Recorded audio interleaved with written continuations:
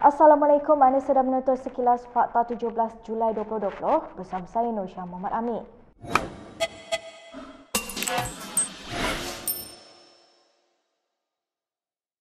Perdana Menteri Muhyiddin Yassin hari ini menafikan laporan bahawa dirinya ada menawarkan jawatan timbalan Perdana Menteri kepada Presiden warisan Shafie Apdal. Katanya kenyataan itu adalah tidak benar dan semata-mata andaian oleh Ketua Menteri Sabah itu sahaja. Beliau berkata demikian dalam satu kenyataan media yang dikeluarkan hari ini. Shafie dalam satu wawancara dengan Malaysia Kini pada Selasa lalu menyebut Muhyiddin pernah menawarkan dirinya untuk menyertai Kabinet Perikatan Nasional sebagai timbalannya.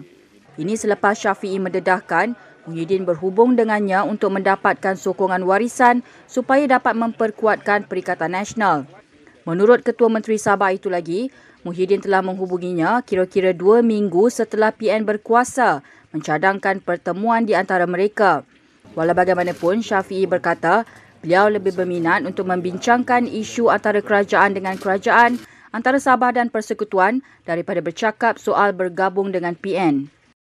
Sementara itu, Muhyiddin secara tidak rasmi menang tanpa bertanding bagi mengekalkan jawatan Presiden Bersatu selepas menjadi calon tunggal jawatan itu pada pemilihan parti bulan depan. Bersatu juga akan menyaksikan gandingan baru untuk 2 jawatan tertingginya dengan Ahmad Faizal Azumu bakal menjadi orang nombor 2 kepada Muhyiddin. Semakan di laman sesawang rasmi jawatan kuasa pemilihan parti Bersatu itu menyatakan kedua-dua jawatan tertinggi parti itu masing-masing hanya mempunyai seorang calon. Mengulas perkara itu, Faizal yang juga Menteri Besar Perak berkata akan menggalas tanggungjawab itu sebaik mungkin terutama dalam memberi kekuatan kepada Muhyiddin. Ketika ditemui pemberita hari ini, beliau berkata penting untuk mempersiapkan parti untuk menghadapi pilihan raya dan memberi kekuatan kepada Presiden dalam mentadbir kerajaan. Bagaimanapun, pengerusi JPP Syed Hamid Albar berkata pengumuman secara rasmi mengenai keputusan pemilihan itu akan dibuat selepas kesemua mesyuarat bahagian Bersatu selesai pada Ogos ini. Jawatan kuasa pemilihan itu semalam mengadakan proses cabutan nombor calon di Ibu Pejabat Parti bagi calon-calon yang layak bertanding di peringkat Majlis Pimpinan Tertinggi, Armada dan Seri Kandi. Kapal pengawal pantai China mengekalkan keberadaannya di perairan yang dituntut Malaysia berhampiran berting Patinggi Ali. Ini berdasarkan data yang diperoleh Malaysia Kini dari Perkhidmatan Pengesahan Marine Traffic berdasarkan pemantauan satelit siaran AIS dari kapal. Data tersebut menunjukkan bahawa kapal CCG telah melakukan rondaan di perairan itu selama berminggu-minggu atau berbulan-bulan, yang mana Malaysia mengaku sebagai sebahagian daripada zon ekonomi eksklusifnya. China mendakwa memiliki hak bersejarah di Laut China Selatan termasuk berting Patinggi Ali yang tidak diakui di peringkat antarabangsa.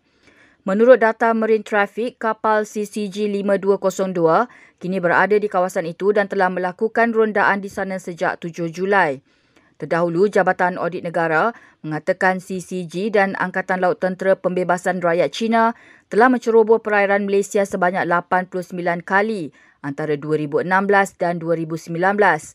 Dikatakan Tentera Laut Diraja Malaysia telah bertindak balas dengan mengusir penceroboh dan menuntut Kementerian Luar mengambil tindakan mengakibatkan 6 nota protes diplomatik terhadap China. Menteri Luar Hishamuddin Hussein dilapor mengatakan bahawa kapal China tidak dilihat berada di perairan Malaysia selama 100 hari beliau memegang jawatan itu. Bagaimanapun, beliau kemudian menjelaskan bahawa kenyataannya merujuk kepada kejadian khusus yang melibatkan kapal yang mempunyai kontrak dengan Petronas West Capella. Keluarga Muhammad Adi Muhammad Kasim akan mengambil tindakan sivil menuntut ganti rugi atas dakwaan kegagalan dan kecuaian polis sehingga menyebabkan kematian anggota bomba itu. Bapa Allahyarham Muhammad Kasim Abdul Hamid berkata, kematian anaknya belum terbela menyebabkan mereka sekeluarga bersedih walaupun reda dengan pemergian itu. Menurut laporan harian Metro, Muhammad Kasim berkata, keluarganya sangat berharap polis dapat mengenal pasti saksi dan menangkap pesalah yang memukul anaknya sehingga meninggal dunia. Ketua Polis Negara Abdul Hamid Badu Isnin lalu menafikan dakwaan keluarga Adib bahawa polis tidak menghormati hasil siasatan mengenai penyebab kematiannya. Menurut beliau, sehingga kini masih tidak ada saksi yang dipanggil memberi keterangan melihat Adib dipukul. Terdahulu, Muhammad Kasim dan keluarganya menyatakan rasa tidak senang apabila Ketua Polis Negara mencadangkan penubuhan pasukan kajian semula bagi meneliti keterangan saksi berhubung kes ini. Pada 27 September 2019, Mahkamah Coroner Shah Alam memutuskan kematian Muhammad Adib adalah akibat perbuatan jenayah yang dilakukan lebih 2 atau 3 individu tidak diketahui. Jumlah kes baru penularan COVID-19 kembali kepada 2 angka hari ini setelah sekian lama berada pada 1 angka. Ketua Pengarah Kesihatan Dr. Nur Hisham Abdullah dalam ciapannya di Twitter berkata, 18 kes baru dicatatkan hari ini dengan 10 kes dilaporkan di Sarawak. Jumlah kumulatif kes di Malaysia kini adalah sebanyak 8,755, manakala jumlah kes aktif dengan kebolehjangkitan adalah 92 kes. Dr. Nur Hisham juga memaklumkan terdapat 3 kes yang telah pulih dan dibenarkan discharge, menjadikan jumlah kumulatif kes yang telah pulih sepenuhnya adalah sebanyak 8,541 kes atau 97.6% daripada jumlah keseluruhan kes. Tiada kes kematian baru dilaporkan, menjadikan jumlah kematian kes kekal 122. Dalam kenyataannya, Dr. Nur Hisham juga mengumumkan bahawa pihaknya juga berjaya mengesan 4 kluster baru jangkitan COVID-19 hari ini. Kluster tersebut ialah kluster PUI Pitakwa, kluster PUI Shirala, kluster Pusat Perubatan Kuching dan kluster Jupiter. Ejen Ali The Movie terpilih dalam senarai akhir karya yang bakal bertanding untuk kategori filem animasi terbaik Festival Filem Cartoons on the Bay Anugerah Pusinella ke-24. Anugerah itu dijadual berlangsung di Pescara, Itali pada 3 hingga 5 Disember ini.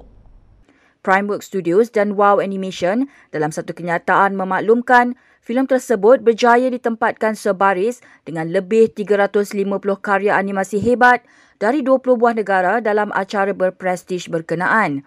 Ketua Pegawai Eksekutif Primeworks Studios, Ahmad Izam Omar berkata, ia merupakan penghormatan besar kepada pihaknya dan juga Malaysia. Ejen Ali The Movie yang diterbitkan susulan dari kejayaan siri animasi televisyen Ejen Ali yang mula bersiaran pada 2016 berjaya meraih kutipan lebih daripada 30.8 juta ringgit dalam carta pecah panggung Malaysia, Singapura, Brunei dan Indonesia. Kejayaan itu sekaligus menjadikannya sebagai filem pilihan nombor 1 di Malaysia pada tahun lalu. Festival Cartoons on the Bay mula diperkenalkan pada tahun 1996 untuk mendedahkan himpunan karya animasi Itali.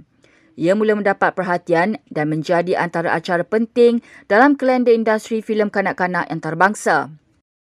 Baik, sekian sahaja daripada saya, Nur Syah Muhammad Amin untuk Sekilas Fakta. Untuk lebih banyak berita, anda boleh melayari kinitv.com. Anda juga boleh mengikuti kami di Instagram, Twitter, YouTube dan Facebook. Salam hormat dan selamat berhujung minggu.